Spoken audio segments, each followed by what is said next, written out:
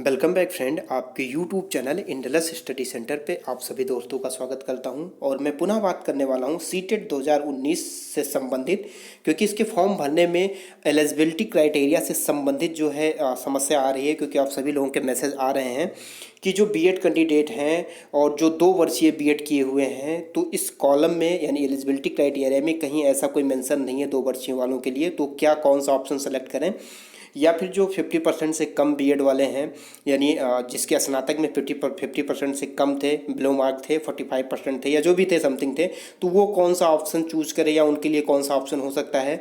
Third चीज़ जो है वो एनटीटी यानी कि जो एनटीटी कोर्स किए हुए हैं, क्या वो ये फॉर्म भर सकते हैं।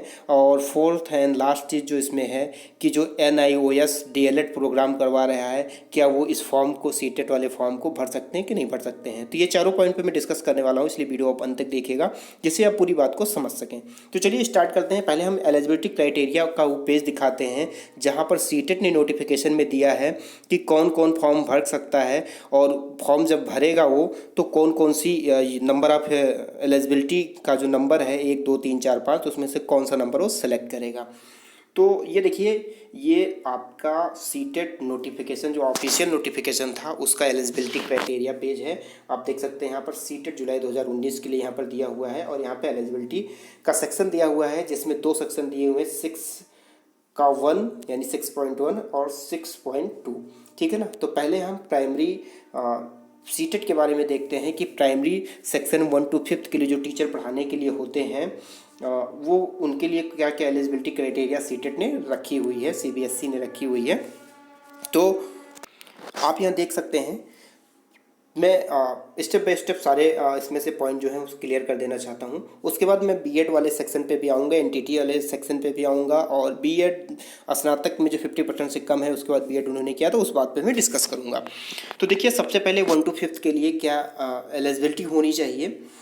तो सबसे पहले आप देख सकते हैं यहाँ पर लिखा है सीनियर सेकेंडरी, यानी कि 10+2 12th की बात ये कर रहा है, या इसके बराबर 50% के साथ पास्ट हों या अपेयरिंग हों in final year 2 year diploma elementary education. यानी आप जैसे कई कई स्टेट में जो है, जैसे अगर यूपी की बात करें तो यूपी में एलिमेंट्री एजुकेशन जो है वो ग्रेजुएशन के बाद होता है, लेकिन जैसे एमपी वगैरह की बात करें और अदर स्टेट की बात करें तो वहाँ पर जो है बीटीसी यानी एलिमेंट्री एजुकेशन का जो कोर्स होता है वो 10+2 के बाद होता है, 12th के बाद होता है। तो कहा हुआ इसमें पहले वाले क्राइटेरिया में कि 50% आपका जो 12th में होना चाहिए, और उसके बाद आप जो डिप्लोमा इन एलिमेंट्री एजुकेशन कर रहे हैं उसमें या तो पास हो या तो आप फाइनल ईयर में हो। ठीक है ना, यानी अपेयरिंग हो। तो ये ये मतलब फर्स्ट चीज़ हो गई प्राइमरी लेवल के लिए। अब हम सेकेंड टॉपिक पे आते हैं। यहाँ पे लिखा हुआ सीनियर सेकेंडरी और it's equivalent with at least 45% marks, यानी आपने 12th किया हुआ है और जिसमें आपके 45% मार्क्स हों, और उसके बाद आप 2 ईयर का डिप्लोमा एलिमेंट्री एजुकेशन का आप या तो अपेयरिंग में हो या तो आपका कंप्लीट हो चुका हो, और ये जो हो वो एनसीटी रेगुलेशन 2002 के अकॉर्डिंग में हो। ठीक है ना।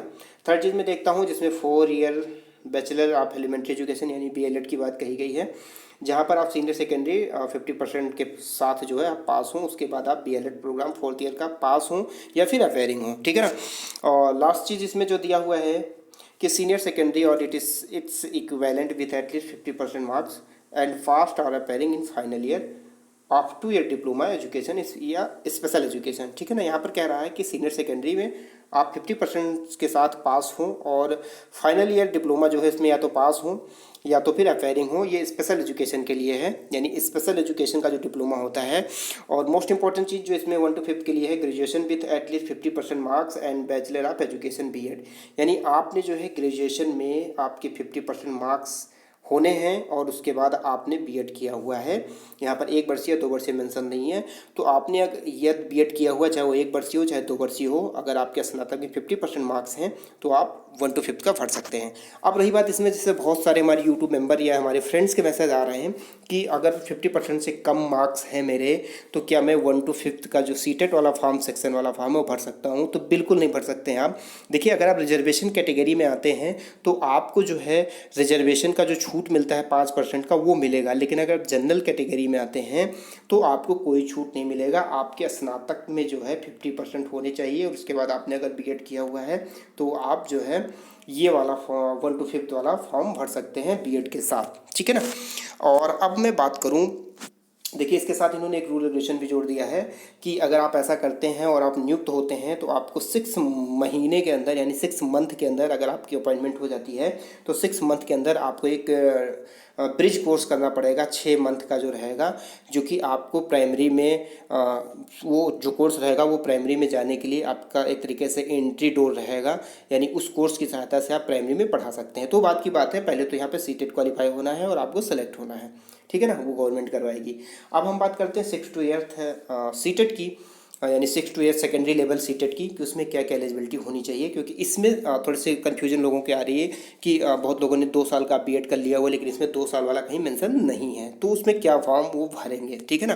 तो स्टेप बाय स्टेप में भी जल्दी जल्दी हम लोग थोड़ा सा देख लेते हैं क्योंकि वीडियो लंबा हो जाएगा फिर। देखिए पहला इसमें कॉलम है ग्रेजुएशन एंड फास्ट और appearing in final year of 2 year diploma elementary education by whatever name known. कह रहा है कि आप स्नातक हों और उसके बाद आप अपेयरिंग हो या पास हो 2 year डिप्लोमा एलिमेंट्री एजुकेशन, जो किसी भी नाम से जाना जाता हो किसी भी प्रदेश में, चाहे डीएलएड चाहे बीटीसी या किसी अन्य से नाम से जाना जाता हो। स्नातक के साथ अगर आप हैं तो आप वाला ये वाला कॉलम चूज करेंगे, यानी फर्स्ट नंबर का। सेकंड नंबर की अगर हम बात करें तो यहाँ पे देख सकते हैं graduation with at least 50% marks and passed or appearing in 1 year bachelor in education BEd. अब यहाँ पे बहुत से ऐसे कैंडिडेट हैं जो 2 year वाला बीएड किए हुए हैं, ठीक है ना, 2 साल वाला, क्योंकि अब इधर 2 साल का बीएड होता है, पहले 1 साल का बीएड होता था। तो अगर आपके पास स्नातक में 50% मार्क्स हैं और आपने 1 वर्षीय बीएड किया हुआ है तो आप ये वाला कॉलम चुन सकते हैं। साथ ही साथ मैं आपको ये भी बताना चाहता हूँ कि यदि आप 2 वर्षीय बीएड किए हुए हैं और आपका लेकिन 50% मार्क्स है स्नातक में, तब भी आप यही कॉलम चूज करेंगे, क्योंकि कहीं भी इस पूरे एलिजिबिलिटी क्राइटेरिया वाले पेज में 2 वर्षीय बीएड का जिक्र नहीं है। तो आप बस इसको आइडेंटिफाई ऐसे ही कर सकते हैं कि अगर आपके स्नातक में 50% मार्क्स हैं, आपने चाहे 1 वर्षीय बीएड किया हो या फिर 2 वर्षीय बीएड किया हो, तो आप ये वाला कॉलम चूज करेंगे, ठीक है ना। अदरवाइज अगर आपका स्नातक में 45% मार्क्स है तो उसके नीचे भी देखते हैं, यहाँ पर आपको ऑप्शन मिल जाएगा।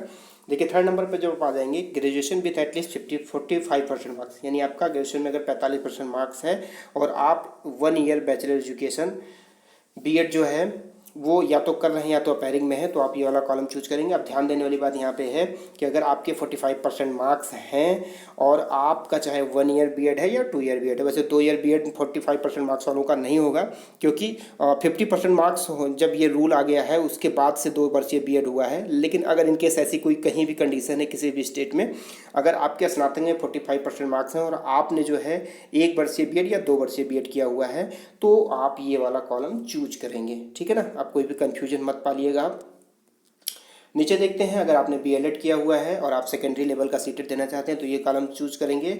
और उसके बाद यहाँ पर senior secondary passed appearing in final year 4 year BA BSc BEd BA BSc BEd, यानी कहीं कहीं स्टेट में आपने ऐसा देखा होगा कि ग्रेजुएशन और आपका बीएड कोर्स मर्ज होके चलता है, 4 साल का होता है, ठीक है ना। तो उसमें बीए बीएड इंक्लूड रहता है या बीएससी बीएड इंक्लूड रहता है, ठीक है ना। इस प्रकार से 4 वर्षीय कोर्स होता है। तो अगर किसी कैंडिडेट ने ऐसा किया हुआ है तो ये वाला कॉलम चूज करेंगे।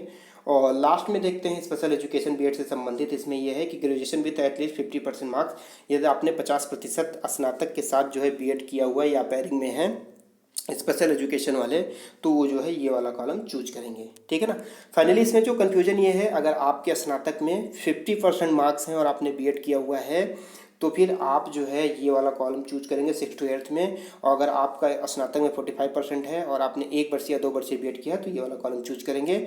और यहाँ पर 1 to 5th के लिए बहुत क्लियर बात है कि अगर आपके पास स्नातक में 50% मार्क्स हैं, जनरल कैटेगरी में है, तो आप ये वाला कॉलम चूज कर सकते हैं। अगर जनरल कैटेगरी में नहीं है और 50% से कम मार्क्स हैं आपके स्नातक में, तो आप 1 to 5th वाला सीटेट नहीं फिल कर सकते हैं।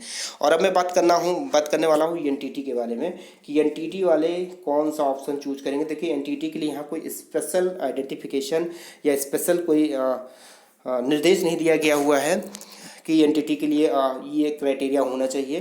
तो अगर आप पेपर देना चाहते हैं तो दे सकते हैं, या इसमें से आपको जो उचित लगे। एलिमेंट्री एजुकेशन एनटीटी एक तरीके से नहीं होता है, ठीक है ना। तो इसमें से कोई अलग से दिशा निर्देश नहीं है एनटीटी के लिए। और इसी तरह अगर एनआईओएस डीएलएड की मैं बात करूं, जो कि एक तरीके से वो भी दूरस्थ शिक्षा है, तो उसके बारे में भी यहाँ कोई बात नहीं कही गई है, ठीक है ना। तो उनके लिए भी कोई स्पेशल दिशा निर्देश नहीं है। फिर भी अगर आप पेपर देना चाहते हैं, पेपर देखना चाहते हैं, तो कोई भी इसमें से आप एलिजिबिलिटी क्राइटेरिया सेलेक्ट कर लीजिए। आप पेपर देंगे, आपका सर्टिफिकेट भी आ जाएगा, उसमें कोई नो डाउट है, ठीक है ना। वो अलग की बात है कि आप कोई वैकेंसी निकलेगी तो उसमें अप्लीकेबल नहीं रहेंगे या रहेंगे, वो फ्यूचर का काम है। अभी आपके लिए कोई इसमें अलग से दिशा निर्देश नहीं है। तो जो इसमें दिशा निर्देश है मैं वही आपको रीड करके बता रहा हूँ, ठीक है ना। फिलहाल अभी भी यदि कोई कन्फ्यूजन है तो आप कमेंट बॉक्स में पूछ सकते हैं, इससे संबंधित मैं वीडियो बनाऊंगा, क्योंकि आपके जितने कमेंट ज़्यादा रहेंगे उसके अकॉर्डिंग वीडियो में उसी टॉपिक पर बनाने की कोशिश करूँगा। फिलहाल आज के वीडियो में बस इतना ही। आशा है कि आप सभी लोगों के जो डाउट हैं वो क्लियर हो गए होंगे। यदि वीडियो अच्छा लगता है तो प्लीज़ वीडियो को लाइक करिएगा, चैनल पर नए हैं तो चैनल को सब्सक्राइब कर लीजिए, साथ ही साथ बेल आइकन को भी प्रेस कर दीजिए, जिससे डेली के वीडियो का नोटिफिकेशन आपको मिलता रहे और आप वीडियो को देख सकें। वीडियो देखने के लिए आप सभी लोगों का बहुत बहुत धन्यवाद। थैंक्स फॉर वॉचिंग दोस्तों, थैंक यू।